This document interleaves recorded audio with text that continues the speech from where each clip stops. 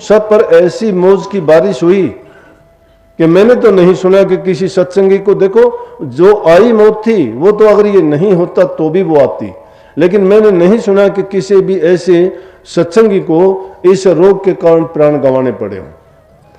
आप सभी को प्यार भरी राधा स्वामी जी। देखिए, जो आज का सत्संग का विषय है उसमें महाराज जी ने बताया कि अगर जीव पर सतगुरु की मेहर होती है तो जीव का कल्याण हो जाता है। जीव किस तरह अपने जीवन को सफल बना सकता है परमात्मा के शरण में, और किस तरह परमात्मा के शरण में जाकर अपने परिवार को सुख शांति में रख सकता है। और साथ ही महाराज जी ने बताया कि अगर सत्संग में जाते हो तो गुरु पर पूरा विश्वास रखो। कितनी बड़ी से बड़ी बीमारी हो, कितने बड़े से बड़ा दुख हो, वैसे सतगुरु के शरण में यानी कि संतों की शरण में चला जाएगा। संतों की शरण हमेशा सुखमय होती है, कभी दुखदायी नहीं होती। संतों की शरण हमेशा सुख देती है, कभी इंसान को दुख नहीं देती। और साथ ही महाराज जी ने बहुत प्यारी प्यारी बातें सत्संग में बताई है जो हमारे नैतिक जीवन के लिए बहुत ही ज़्यादा लाभकारी होती है। तो चलिए आपका कीमती समय लेते सत्संग को शुरू करते हैं। कृपया सत्संग को पूरा सुनकर पुण्य भागीदार अवश्य बनिए। राधा। लेकिन इंसान के करने से नहीं, मालिक के करने से होता है। एक देश परदेश नहीं, पूरे संसार में उसने अपनी शक्ति का प्रदर्शन करके दिखाया कि देखो तुम्हारी औकात ये है कि मैं अगर चाहूं तो एक पल में कुछ का कुछ कर सकता हूं।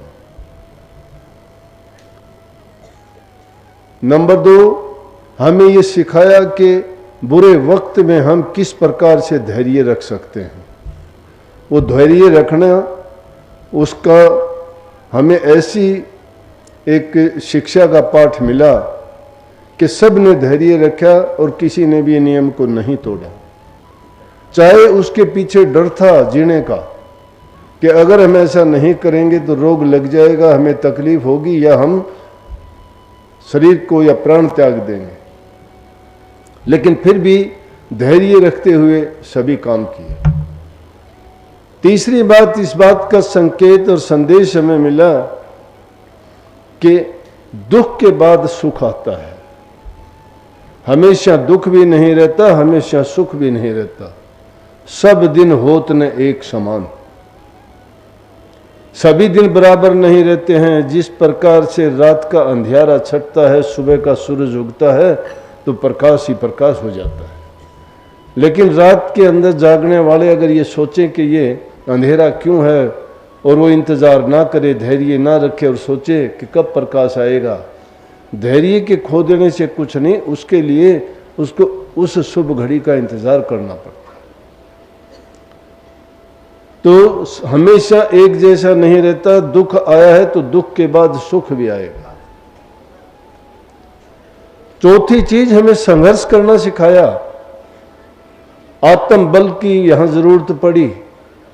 अपनी आत्म शक्ति का, आत्म बल का हमें ये पता लगा कि हम कितना उन किसी चीज के साथ संघर्ष कर सकते हैं, हम में कितनी क्षमता है। और इंसान में सब जीवों से ज्यादा क्षमता है। ये प्रकृति की भी चीजों से मुकाबला करने का प्रयास करता है, वो अलग बात है, नहीं कर सकता।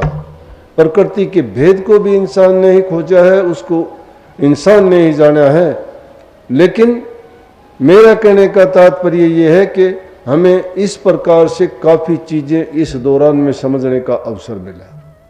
और सत्संगियों के लिए और कुछ ऐसे नास्तिक लोगों को भी एक ऐसी शिक्षा मिली कि जो कभी प्रभु के बारे में नाम नहीं लेना जानते थे, उन्होंने भी प्रभु शक्ति को माना कि हाँ, परमात्मा कोई चीज़ है।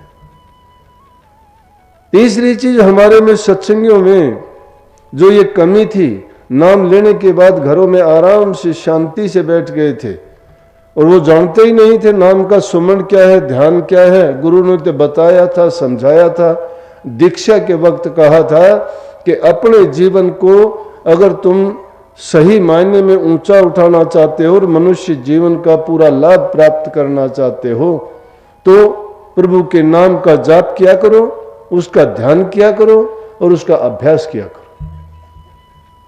लेकिन हमने एक परंपरा को निभाने के लिए एक रीति रिवाज सा मान लिया था, चलो गुरु के पास चलते हैं, नाम ले लेते हैं।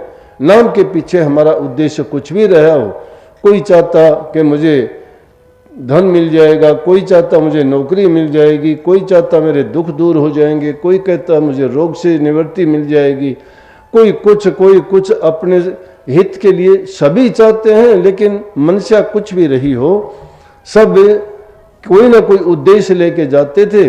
लेकिन उसमें जो मुख्य बात थी कि इंसान मुक्ति के लिए जाए तो मुक्ति मिल जाती है, लेकिन उन्होंने उस ओर ध्यान ही नहीं दिया। वो जिन चीज़ों के लिए गए थे, अगर वो चीज़ें उनको मिल गई तो बहुत अच्छा, नहीं मिली तो ना उनके लिए गुरु था, ना सत्संग था और ना नाम था। लेकिन इस दौरान में जब घरों में बंद रहे, मजबूरन उनको सत्संग सुनने पड़े। हमने भी लाइव सत्संग किए इस दौरान में, सबको वो सत्संग सुनने पड़े, मजबूरन सुनने पड़े। सुनना क्यों, टाइम पास नहीं होता था। फोन को खोलते, टीवी को खोलते, सत्संग आता, तो जब वो सत्संग मजबूरन सुनना पड़ा, उस मजबूरी को सुन के भी उन्होंने सोचा कि चलो और खाली क्या करें, सत्संग तो आधा घंटा सुन लेंगे, घंटा सुन लेंगे, अब तो वो काम भी कर लें कि कभी हमने सुमरण नहीं किया, नाम का सुमरण करके देखें, अभ्यास करके देखें, ध्यान करके देखें। और मेरे पास कई सत्संगियों के फोन आए और उन्होंने बहुत खुश होकर कहा कि जी हमने ये एक चीज इस दौरान में और सीख ली, हमने ध्यान में बैठना सीख लिया, हमने नाम का सुमरण सीख लिया। चलो बहुत अच्छी बात थी, वो हमें दे के गया है, कुछ ना कुछ हमसे छीना नहीं। मैंने जब से कोरोना का रोग शुरू हुआ, इसका जब लोगों के कानों में आवाज आई कि ऐसी बीमारी आ रही है, सारी दुनिया को हिला दिया, बहुत भयंकर रोग है। 6 मार्च 2020 जींद के सत्संग में मैंने सबको बताया था कि चिंता करने की, घबराने की सत्संगियों को या उन लोगों को आवश्यकता नहीं है जो लोग मांस भक्षण नहीं करते हैं, मछली, अंडा और इन चीज़ों का सेवन नहीं करते हैं, शराब और दूसरे नशीले पदार्थों का सेवन नहीं करते हैं, जिनके शुद्ध विचार और पवित्र विचार हैं और जो प्रभु के नाम की ओट लेके उनका ध्यान और सुमरण करते हैं, उनका बाल भी बांका नहीं होगा।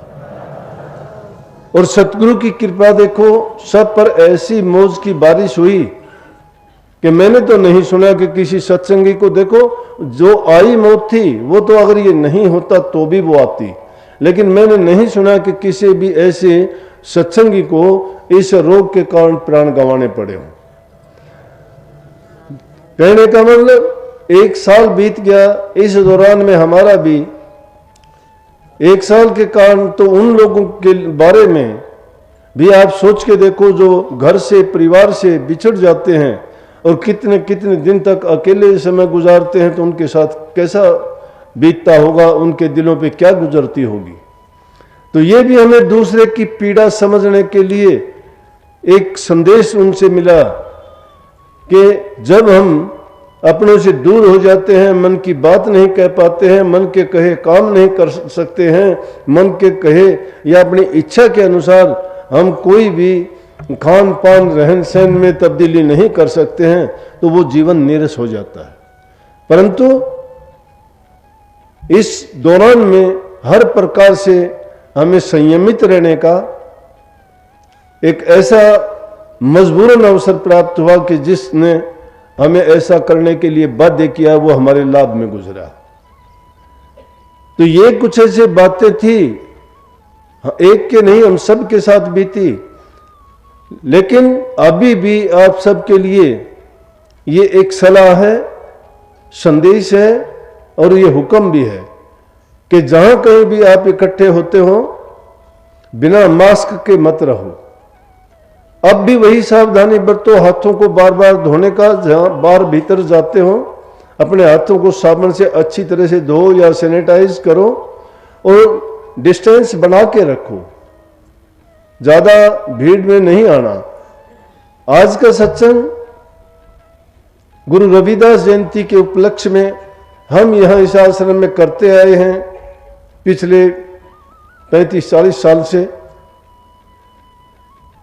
अब भी चलो थोड़ा पहले है, क्योंकि 27 तारीख को ये सत्संग होना चाहिए था, लेकिन 2 मार्च को अपना फिर सत्संग था, बीच में टाइम कम होने के कारण थोड़े दिन थे, इसलिए हमने सोचा कि शिवानी के सत्संग से ही हम संगत को बुलाने का शुरुआत करें।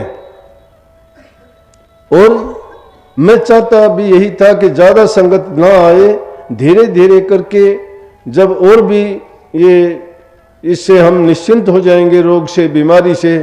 अब तो उसकी दवा भी, उनकी वैक्सीन भी खोज ली गई है, तो उससे आगे इतना डर भय और खतरा नहीं रहेगा, तो फिर पूरी संगत आएगी। तो उस बात को देखते हुए मेरी बात वो भी सत्य होगी कि एक लिमिट में संगत आई है, ये भी एक अच्छी बात है। आगे भी जो सत्संग होंगे उनमें भी मैं आग्रह करूंगा आपसे, जाओ सावधानी पूर्वक जाओ। सावधानी हमेशा ही रखनी है जब तक। वैसे तो लोग काफ़ी सचेत हो गए हैं, मैंने देखा है अकेले में होते हैं तो भी मास्क लगा के रहते हैं। कईयों को कार में अकेले जाते देखा, लेकिन फिर भी उन्होंने मास्क लगाया है।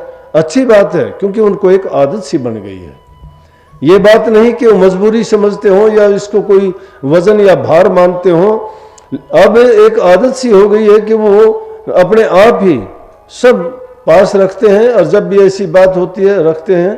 तो ये मास्क को अपनी जेब में लगाना भी ठीक समझते हैं, जहाँ ज़रूरत होती है लगाते हैं। ये बहुत अच्छी बात है और एक अच्छा नियम की पालना करने का सबूत भी है।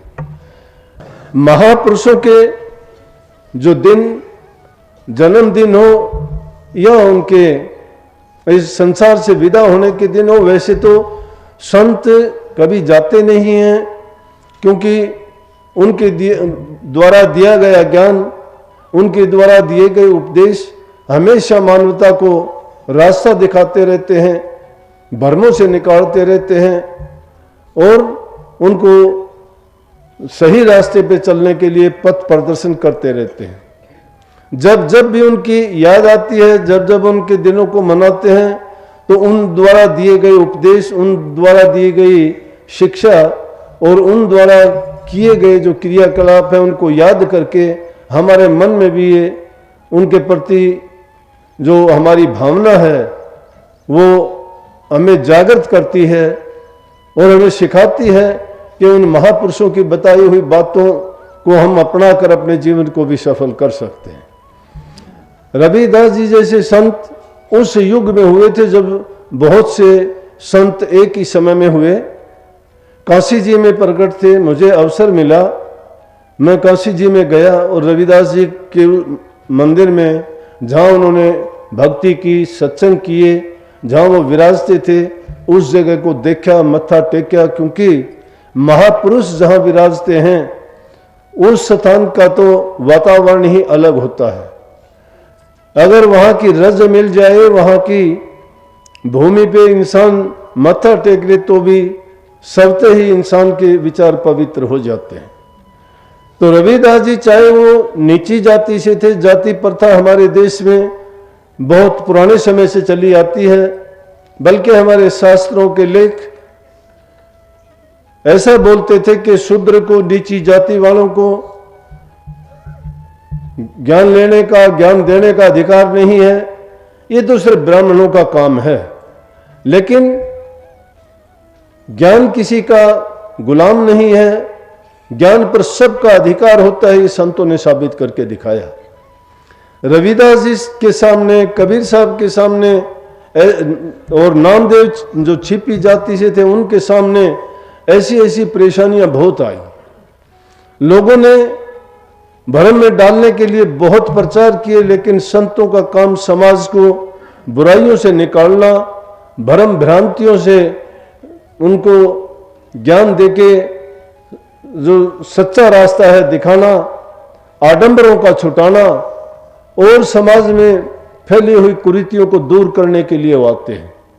इसीलिए उन महापुरुषों के सानिध्य में रह के, उनके ज्ञान को पाके, उनके उपदेश को सुन के और जैसा वो हमें करने के लिए कहते हैं, आज्ञा देते हैं, वैसा हम करते जाते हैं तो हमारा जीवन भी सफल हो जाता है।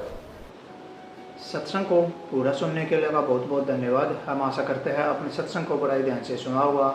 तो जैसे पहले साथ संगत जी आपने सत्संग में सुना, महाराज जी ने बताया कि किस तरह संतों की शरण सुखदायी होती है, किस तरह संत हमारे जीवन का कल्याण करते हैं और किस तरह संत हमें सही रास्ता दिखा देते हैं। कितनी बड़ी बीमारी हो सिर्फ संत शरण में कर सकती है। अगर संत चाहे तो हमारा जीवन सफल हो सकता है, अगर संत चाहे तो हम कुछ भी कर सकते हैं, लेकिन उसके लिए हमें सच्चा मानना पड़ेगा, अच्छा मानेगा और गुरु की शरण लेनी पड़ेगी। और साथ ही जैसे महाराज जी ने बताया कि व्यक्तियों कभी बुरे कर्म नहीं करने चाहिए, क्योंकि हम जैसा कर्म करेंगे हमें वैसा ही फल मिलेगा। अगर हम बुरे कर्म करते हैं तो हमें बीमारी भी आ सकती है और हमारे घर परिवार में टोटा भी आएगा और दुख भी आएगा। इसलिए हमेशा अच्छे कर्म कीजिए और दूसरों आप भला कीजिए और अपने जीवन को सार्थक अवश्य बनाइए। तो कृपया गुरु महाराज जी की इन बातों को आप अपने जीवन में अवश्य उतारिए और अपने जीवन को, अपने घर परिवार को सुख शांति में अवश्य लेकर आइए। और साथ ही अगर आपको सत्संग अच्छा लगा तो कमेंट बॉक्स में राधा स्वामी लिखकर पुण्य भागीदार अवश्य बनिए। मिलते हैं जल्दी एक नए और बहुत ही प्यारे प्रवचनों के साथ। तब तक के लिए आप हमें दीजिए राधा स्वामी।